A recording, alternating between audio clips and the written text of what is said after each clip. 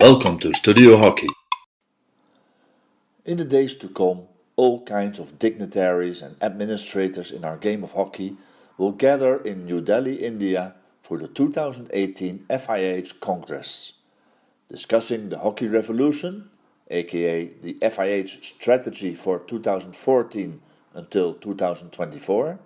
So by now we are halfway in their documented long-term strategy baptized the Hockey Revolution. But as the new CEO Thierry Weil already pointed out, can we really call it a revolution? Or is it just rebottling old wine into new bottles and sticking a fancy label on it? While hardly anyone is noticing it, I do think the future of our sport will be decided in the years to come. We are at a turning point. We've seen the FIH struggle after the warning message it got following the London Olympics in 2012. While on site everybody was loving it, the Riverbank Arena sold out every day and it was a wonderful setting to showcase our game of hockey to the world.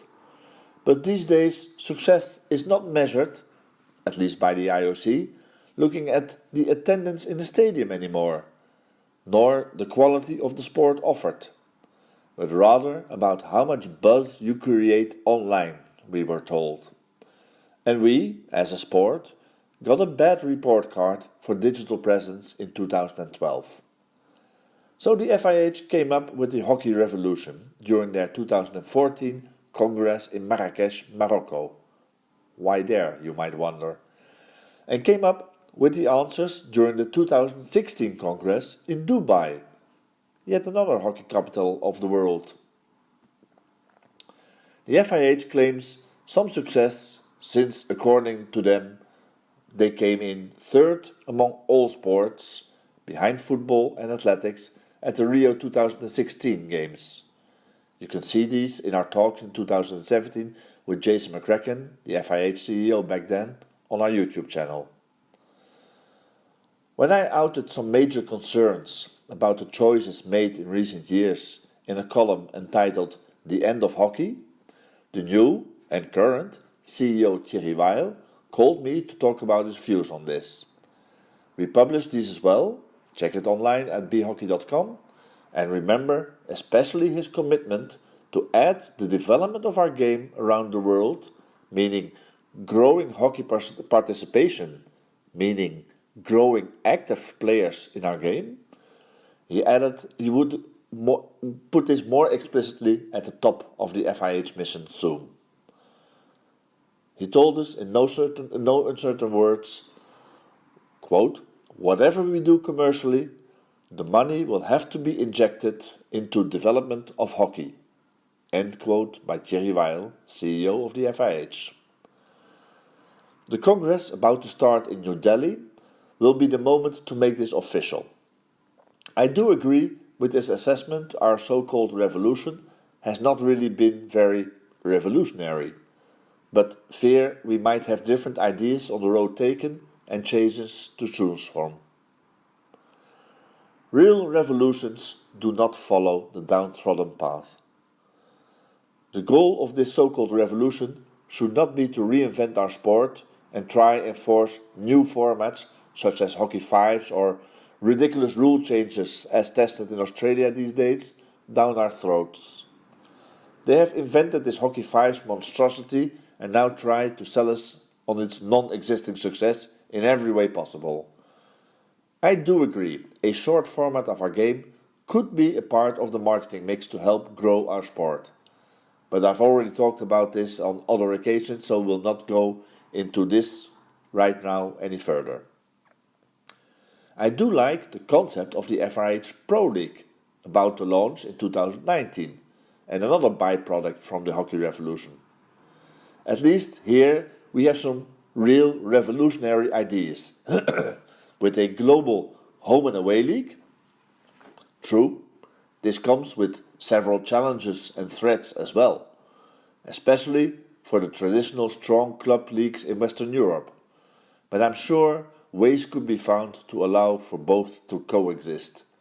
These traditional European club leagues could use some revolutionary changes themselves in order to remain or become relevant.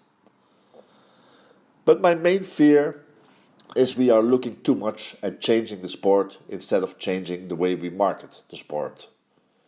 The revolution, according to me, should be how can we find innovative ways to show the general sports public what a great and existing sport we have for them. Let's be more creative in our marketing of the game, in the broader sense of the word, and not do what all other entertainment sports are already doing.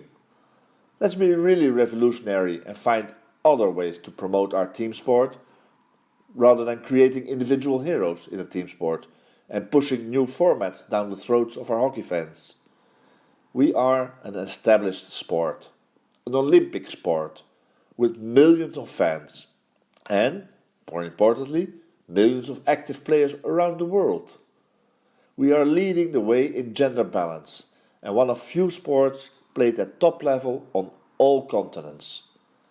Let's start from what we have already and start expanding upon this instead of trying to reinvent the wheel. That, for me, makes much more sense than creating a new sport, hockey fives, and try to build a fan base from scratch from this. Or worse, cannibalize on the existing fan base for the existing format. But the main message here is, let's be revolutionary in the way we market our sport instead of copying what everybody else is doing.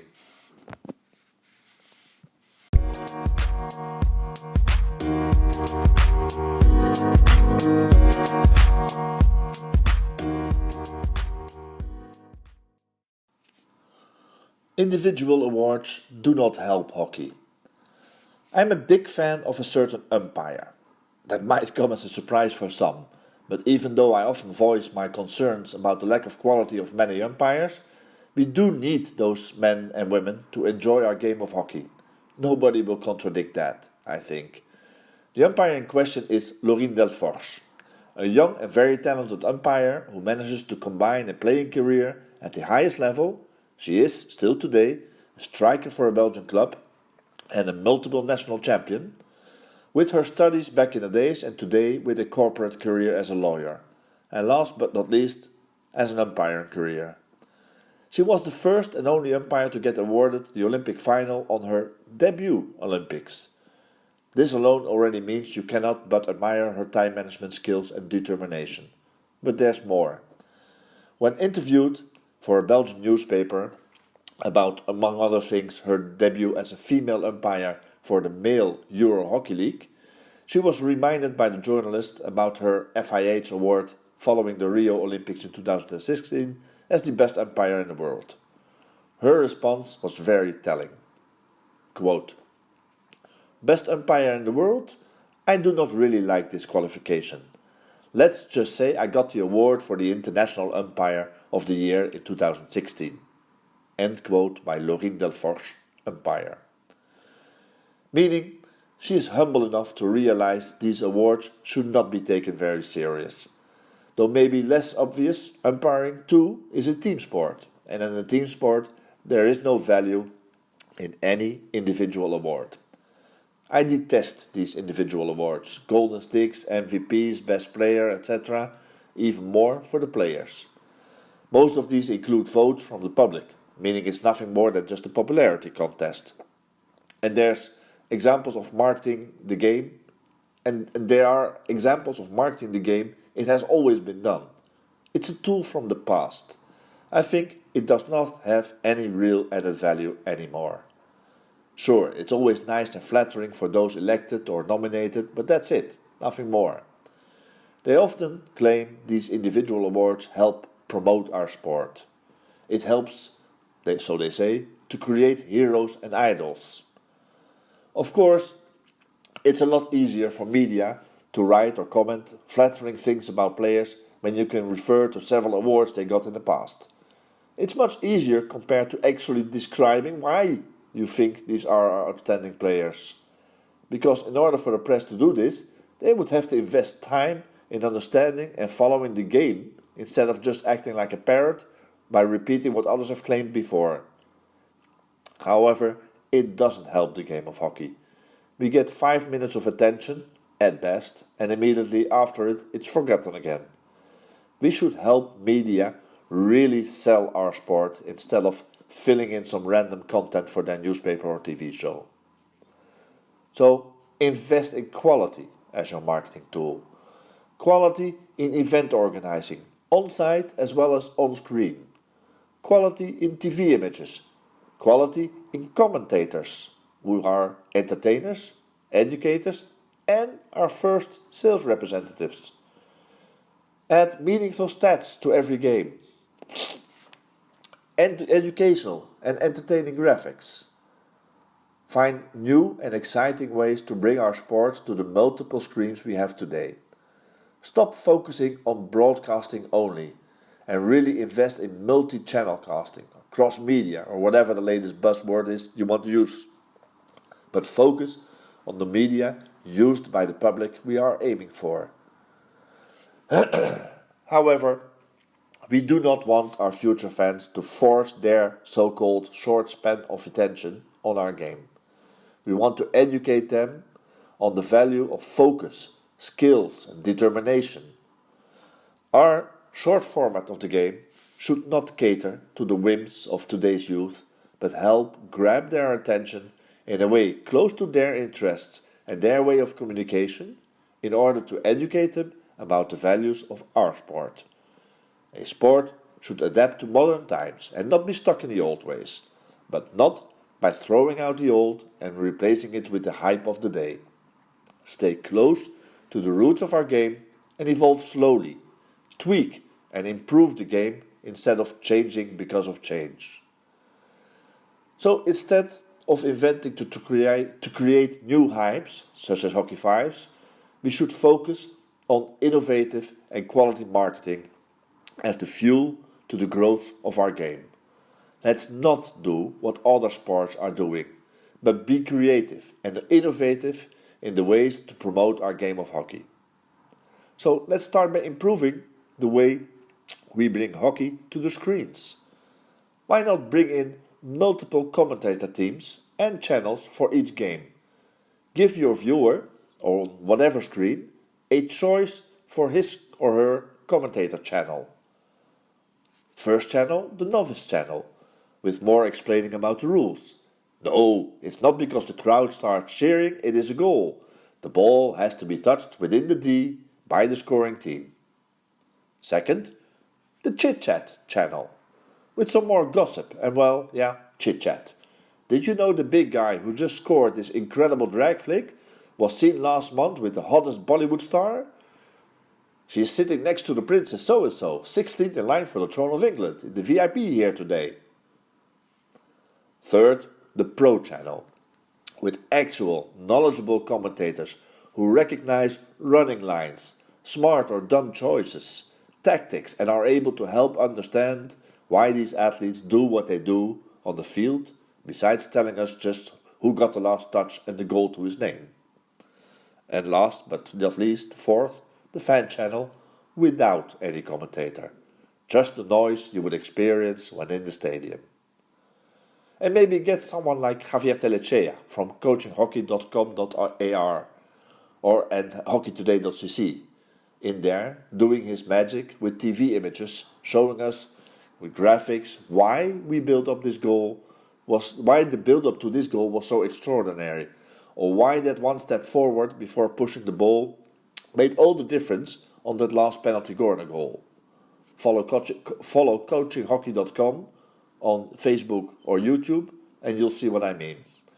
That will be some amazing footage for in between quarters instead of some babe asking the same old silly questions to players and coaches.